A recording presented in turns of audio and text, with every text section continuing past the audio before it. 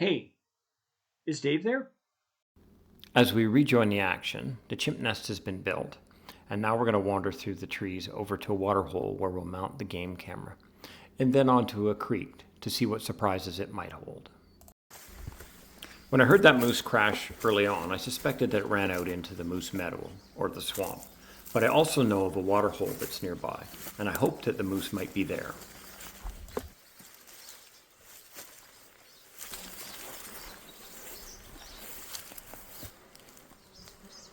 Doesn't look like there's anything there.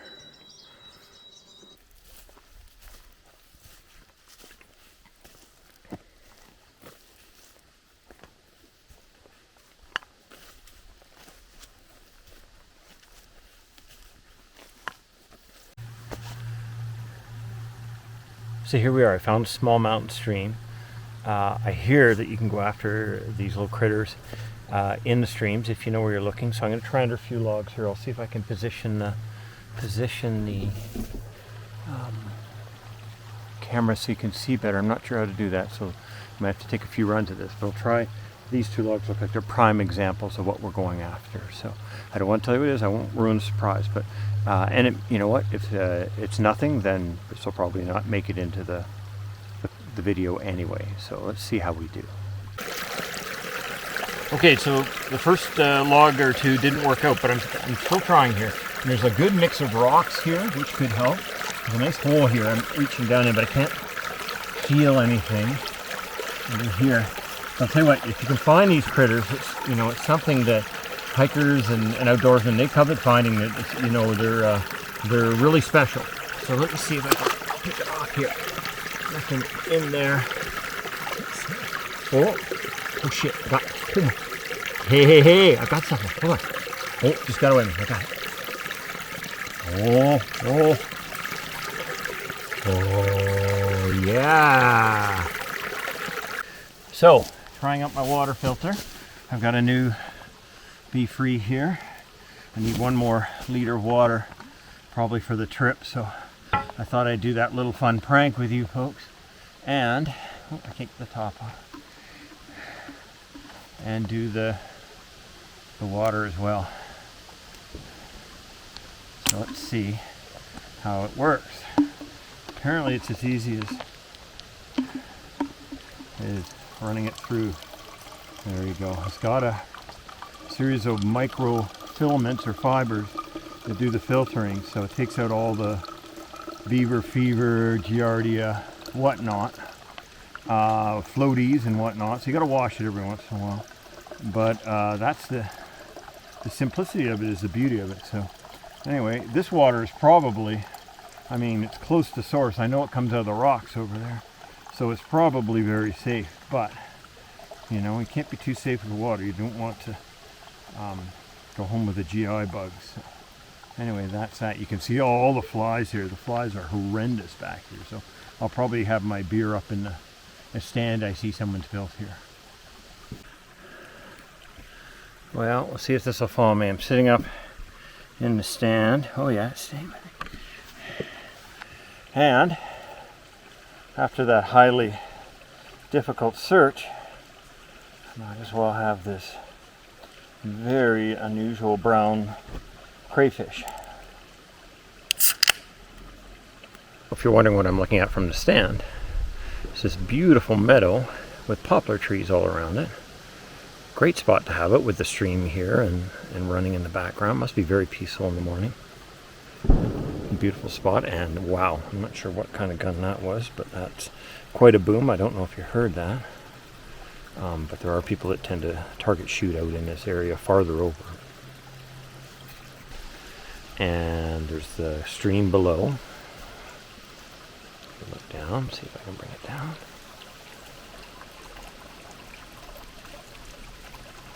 And quite the trail. Now I do know they run cattle in here as well, so it could be a cattle trail, but a game trail as well. So really good spot, I think.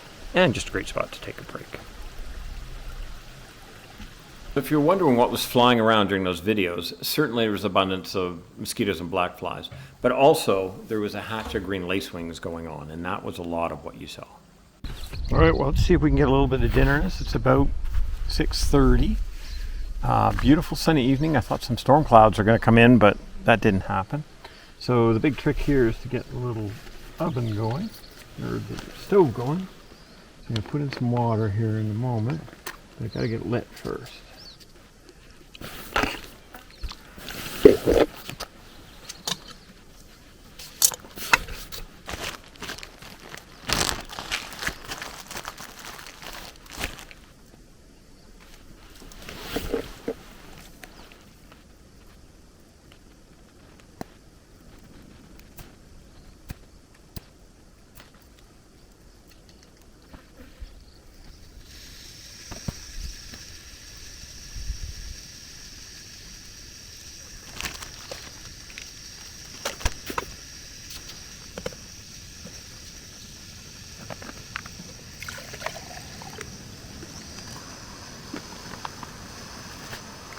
So what's on the menu, you ask? Well, we've decided to go with good old Mr. Noodle.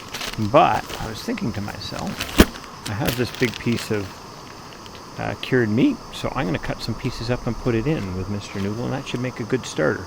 Then maybe an apple, and maybe finish off with a chocolate bar for dessert. So it was fast. This thing boiled lightning fast. I've got the noodles in.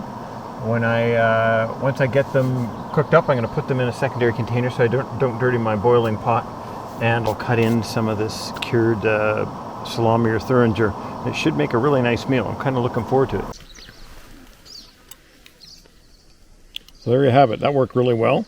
I cooked up in the tree. My nest is turning into a bit of a little tree fort here. It's good.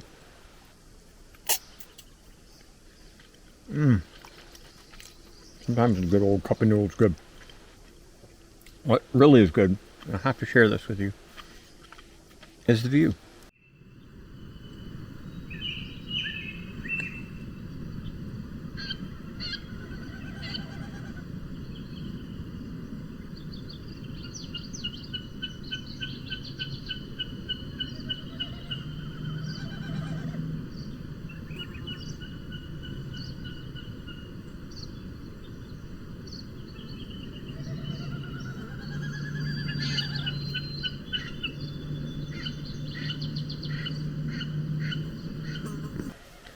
Well, one last thing to do here while the birds are serenading me is have a little bit of Irish whiskey. Dram in a can.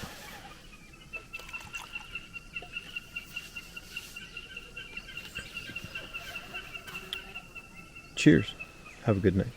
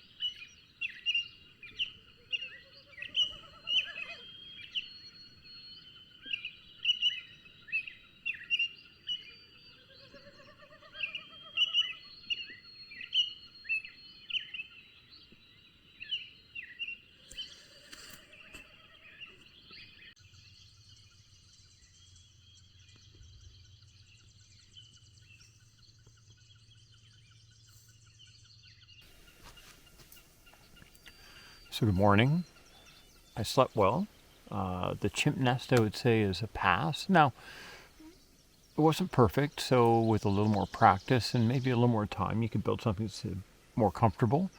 But I did well. I slept quite well this morning. Last night was pretty eventful. It started with the moose coming out. I didn't get a picture of it, but it did go in the vicinity of my trail camera that I set up on the other side of the swamp meadow. So hopefully we get a shot of it.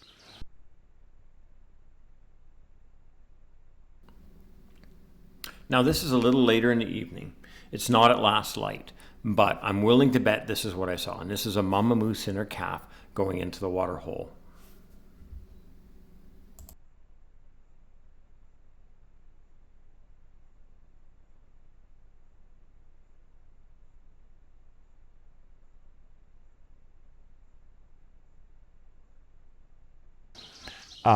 There's a partridge that was, or a grouse that was drumming all night, so that was kind of interesting. And the swamp meadow itself is quite noisy. There's a lot of frogs and other things going on in there.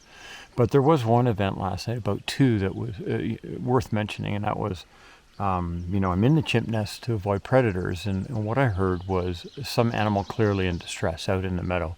And it took me a while to register. First I was waking up, but just to register what it was, and I'm pretty sure it was a horse. So there are wild horses or feral horses out here. I've seen them, and I've captured them on game cameras before.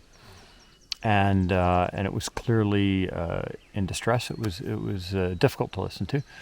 And I do believe what happened is the wolves got it. So the wolves were howling afterwards. About 20 or 30 minutes afterwards, it was quiet. One or two wolves were howling in the same area. So it feels like that was an animal kill last night. And just another reason why you have to be aware there are different predators out here. Now, I was lucky enough to bump into the horses on the way out, so I put the drone up. And what you'll notice initially is, you'll notice the mares rolling in the grass, which is quite comical. But what you'll also notice is there's 3 mares and 2 foals. And I wonder if what we heard the night before was just a mare defending a foal, or perhaps the loss of a foal.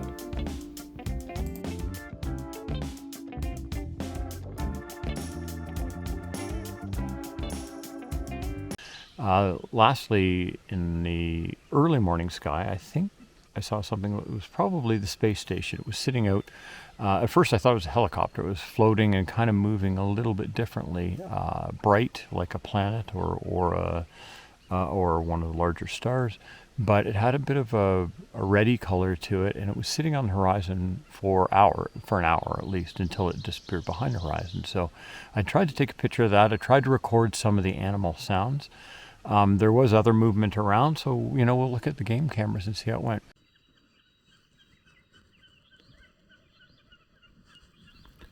So in actuality, what we saw was Venus. It's known as the morning star because it appears only low on the horizon, whether it's sunset or sunrise.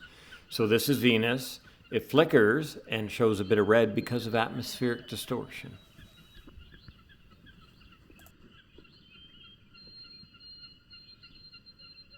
But the chimp nest in general was good. Oh, I should mention that it was quite cold last night, actually. Even though it was 27, 28 degrees yesterday, it was warm when I was coming in and doing all this. You are in the foothills, and it's always cold, so it's probably a little underdressed. I had a bit of a chill last night. I had my light bag because I didn't think I would need much more.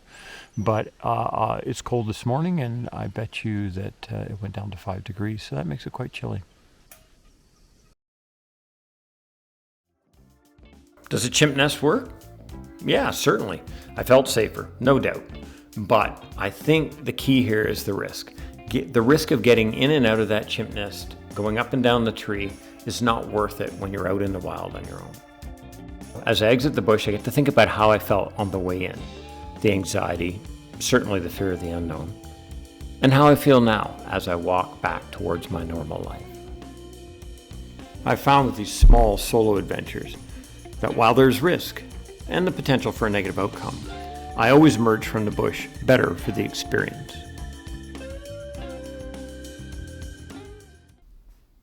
Please like and subscribe if you want to keep the adventures rolling. In my next adventure, join me for a camping trip in the Bob Creek Wildland, part of Alberta's stunning Whaleback region. Dave's not home, man.